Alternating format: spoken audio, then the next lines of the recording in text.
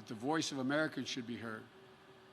The one you should listen to is Julia Jackson, the mother of Jacob Blake. Hers is a voice of courage, character, and wisdom. In looking at the damage that has been done in her city, she said, quote, "The violence and destruction doesn't reflect my son or my family." These are the words of a mom, a mother, whose son had just been shot 7 times in front of his children, badly injured, paralyzed, perhaps permanently. And even as she seeks justice for her son, she's pleading for an end to the violence and for this nation to heal. She said she was praying for her son. Then she said something to me that surprised me. She said she was praying for all police officers. She said she was already been praying for America even before her son was shot. She's publicly asked all of us to examine our hearts.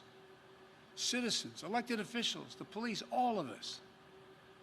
And then she said this, quote, "We need healing. More than anything, that's what we need to do as a nation. We need to heal. The current president wants you to live in fear. He advertises himself as a figure of order. He isn't. And he's not been part of the solution thus far. He's part of the problem. The problem that I, as president, will give you my all resolve to stop. I'll deal with the virus. I'll deal with the economic crisis. And I'll work to bring equality and opportunity to everyone.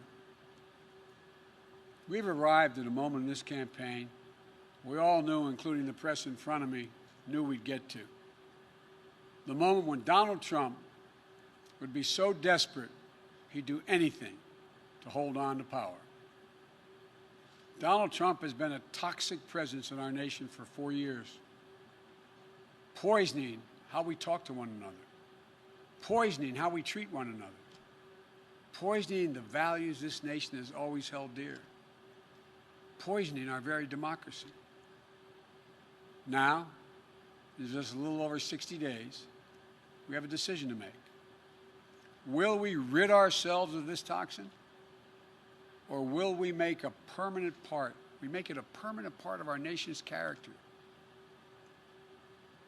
You know, as Americans, I'm confident we believe in honesty and decency, treating everyone with dignity and respect, giving everyone a fair shot, leaving no one behind, giving hate no safe harbor, and demonizing no one. We up to now always recognize there's something bigger than ourselves as we're about. Trump doesn't seem to believe in any of that. Look, I've said it before and I'll keep saying it. America's an idea. It's the most powerful idea in the history of the world. And I believe it beats in the hearts of the people of this country. All men and women are created equal. And they deserve to be treated equally. Trump has sought to remake this nation in his image. Selfish, angry, dark, and divisive. This is not who we are. At her best, America has always been, and if I have anything to do with it, will be again generous, confident, an optimistic nation, full of hope and resolve.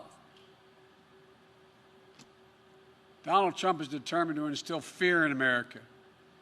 That's what his entire campaign for the presidency has come down to, fear. But I believe Americans are stronger than that. I believe we'll be guided by the words of Pope John Paul II, words drawn from the Scriptures. Be not afraid. Be not afraid. Fear never builds the future, but hope does. And building the future is what America does, what we've always done. In fact, it's what we have done best and continue to do best. This is the United States of America. There's not a single thing beyond our capacity when we decide to do it together. So let's get together. I want to thank you all May God bless you, and may God protect our troops.